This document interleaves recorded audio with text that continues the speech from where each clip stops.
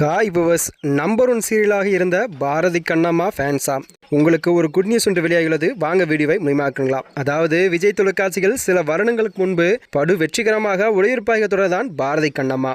இந்த தொடரில் தான் பிரவீன் பெண்ணட் இயக்கத்தில் ரோகிணி, அருண், பர்ணா, வினிகா, கண்மணி மனோகரன், ரூபா என பலரும் நடித்த இந்த சீரியல் தான் கடந்த 2019ஆம் ஆண்டு பிப்ரவரி மாதம் தொடங்கப்பட்டதாம். இதில் தான் 90s கலக்கிய நடிகை, அதாவது கதையின் விறுவிறுப்பால் சீரியலுக்கு ரசிகர்கள் அதிகமாகி வந்தனராம். ஆனால் இடையில் கதை சொதப்ப மக்களுக்கு ஆர்வம் காட்டுவதை நிறுத்தி கொண்டனர் என்றும் கூறப்படுகிறதாம்.